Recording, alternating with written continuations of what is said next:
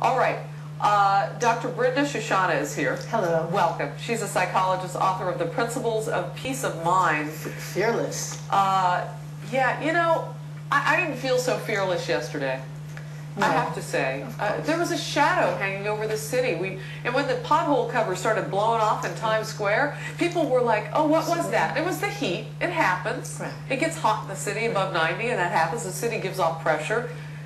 But where are we? But you know, when something like this happens, it generates so much deep, very deep fear in all of us. Even if it happens in one small place, the whole country becomes on alert and frightened. And so what we really, really have to do, the great war is a war of fear. And what we really need to do is to learn how to let go of our fear, how to release it, how to be vigilant. There's a difference between being vigilant and doing the right thing and being enmeshed in that kind of fear, so you jump when the pothole pops open. Yeah, you know, it's easier to see and believe that today, Right. now that we know that at least a suspect has been apprehended. I mean, I could see physically, people had more pep in their step today. Right. People woke up with new information that possibly the guy who could have done this had been picked up, Right. and they felt, okay, I feel better now. They did. They felt better. But, you know, we have a bigger picture to look at because there are others, God forbid, out there, and we know that. And so somehow what we have to do is go beyond that and really learn how to be free of fear, even in the face of danger, especially in the face of danger. Because when we are facing danger, we really, if we can be free of fear, we can be clear, we can spot that car that's fuming, we can be aware, and we can take really good constructive action. Yeah, like this vendor he's a veteran though, he's a military veteran. He's got a lot of background in military and training, and so he said that he stayed, I've watched interviews with him, stayed very calm. That's right.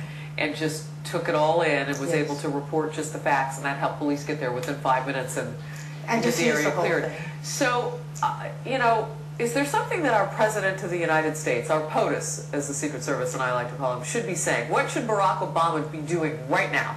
Well, if Barack Obama could, I mean, from my perspective, the most important thing to do is to, step number one, to let us know that, to find the part of us within ourselves that we are safe.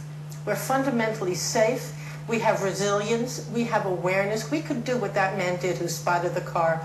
Yeah, I wonder if I could. You can. If you could release your fear and be calm enough and be then awake enough, then you could be able to participate in keeping the whole country safe.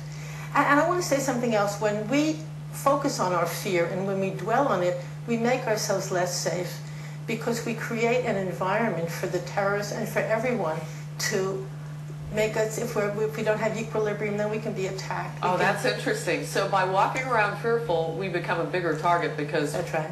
yeah, we're already in defensive mode. That's right. And you know, look, when we're so fearful, the stock market went crazy. People weren't even acting Yeah, we hurt rationally. ourselves. That's right. So the real bomb is the fear. And the So question is, how do we diffuse this bomb? I got to get this email in, Dr. Okay. Harris. We need to know what's going on. Tips such as what they are used, how they make the bombs, helps the retailers and salespeople when purchases are made. That's right.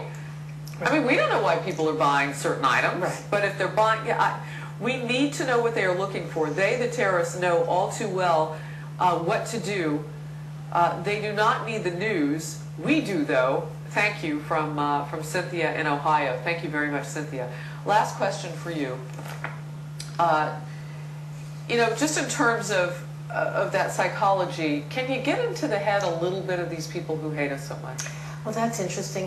Yes, I've thought about that quite a bit. And I would want to say that they're more frightened than we are. What? Yes, they are. How so? Anybody who would be filled with vengeance and want to kill and be consumed with this illusion that they're going to get power by killing, underneath that is fear and terror. And if we understood that, and we realize ways to diffuse that, we could be much, much Like safer. what? Well, I'll tell you something. Well, I'll say it quickly, the strongest way to diffuse fear is through sending to them goodwill.